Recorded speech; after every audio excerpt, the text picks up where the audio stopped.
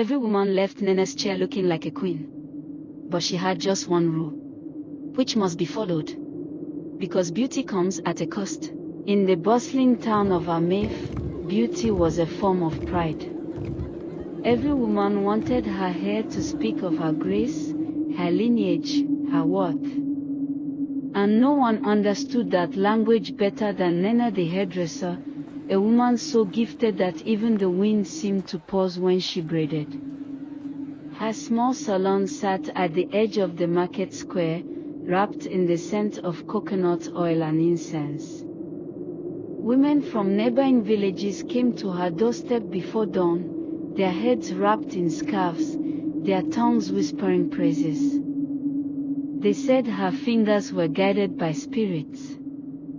Her braids shimmered like woven gold.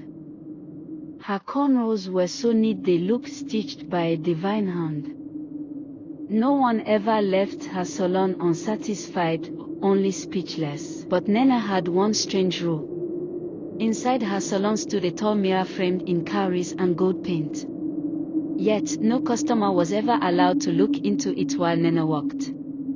"Don't face the mirror until I finish," she would say in a soft, honey tone. "It distracts me, and if my hands lose focus, your beauty loses its balance." Some found it odd. Others whispered that perhaps Nnenna didn't want them to see her secret technique. But every time she finished a braid, the result silenced doubts. So they obeyed. From sunrise to sunset, women sat in her chair, eyes closed, heads bowed, while her fingers danced and weaved. And by evening, they left transformed, their beauty reborn under her magical touch. Nnenna was beautiful, yes, but in a peculiar way. Her eyes, always calm, seemed to hide centuries of memories. Her voice carried an old rhythm, like she had lived in many generations. And though she looked no older than 30, her wisdom felt older than the hills. She lived alone at the far end of Amaife, near the path that led into the forest. Her house was modest but clean, with a red clay floor and carved wooden charms hanging above the doorway. Every night, after the marketplace went quiet and the last drumbeat faded, a dim orange light would flicker from her window. No one knew what she did inside. Some said she prayed. Others swore they heard whispers, voices that didn't sound human. A few even claimed they saw her shadow move on the curtain, headless. But no one ever dared to find out. Nnenna's only companion was her apprentice, Obiageli, a bright young girl with quick hands and big dreams. She adored her mistress, watched her every move, and hoped to become a great hairdresser like her someday. But over time, Obiageli began to notice things that didn't add up. Nnenna never allowed her to sweep under the mirror. She polished it herself every morning, whispering as she did. Sometimes, Obiageli found long black strands of hair on the floor before sunrise, longer than Nnenna's and softer than human hair.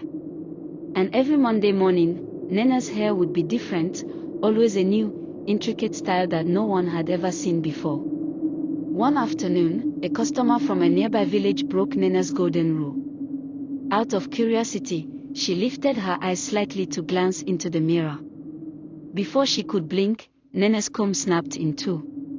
Her voice turned sharp. "I said, don't look." The woman apologized, trembling. But as she left the salon that evening, she complained of a terrible headache. By the next morning, her scalp had swollen and her hair began to fall out in clumps. Fear spread quietly through Amaife. Some said the mirror was cursed. Others said Nnenna had a spirit inside her hands, one that punished disobedience. Still, they returned. Because beauty is an addiction, and Nnenna's touch was irresistible. Obiageli had served Nnenna for nearly 2 years when her curiosity finally grew stronger than her fear. There had been whispers among other apprentices in the market that Nnenna wasn't from Amaife at all. That she had come from a faraway town called Umuozola, where her great-grandmother was once a feared priestess who braided the hair of the dead before their burial. It was said that such a gift, to make the lifeless appear beautiful, came at a price. You must never let the living see your true craft. Nnenna, it seemed, had inherited that gift and its curse. That fateful night, the moon hung full and white over Amaife. The crickets had gone silent. Even the dogs refused to bark. Obiageli could not sleep. She told herself she only wanted to know the truth, to understand how her mistress's hair changed overnight. She tiptoed through the dark path, guided by the dim light flickering from Nnenna's window. The door was half open. Inside, the air smelled of shea butter and something else, something metallic, like iron and rain. And then she saw it. Nnenna sat before the large mirror, her back straight, her face glowing in candlelight. She hummed a slow, haunting tune. Her voice seemed to echo from the walls. Then, she reached behind her neck. Obiageli's eyes widened as she saw the impossible. With a single graceful motion, Nnenna lifted her head off her shoulders and placed it on her lap. Her body remained upright, headless, yet alive. Her hands picked up a comb and began to braid the hair on the head resting in her lap, neat and rhythmic, as though she'd done it 1,000 times. Her lips moved on the detached head, whispering softly.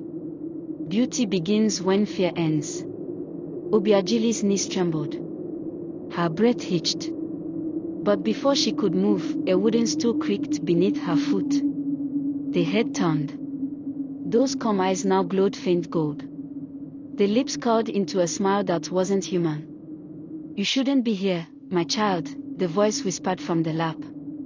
You've seen what mortals must not see.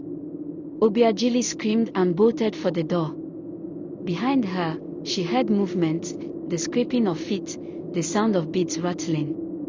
The body stood, carrying its head in its hands, moving faster than any human should. The candles flared violently, shadows dancing like wild spirits. Come back, Nnenna's voice echoed, though her mouth wasn't attached. I can make you beautiful forever. Obiageli stumbled, knocking over a burning candle. Flames caught the drapes, licking the thatched roof. Smoke filled the air. She barely escaped through the back door, screaming for help as the fire swallowed the house. By morning, half the town gathered around the ruins. Among the ashes, they found a body, charred, headless, its hands still clutching a comb. Beside it lay the golden-framed mirror, untouched by the fire, gleaming as though it were alive. When one of the elders bent to lift it, the reflection in the glass changed. It wasn't his face staring back, but Nnenna's, smiling faintly, her lips moving without sound. The elder dropped it instantly.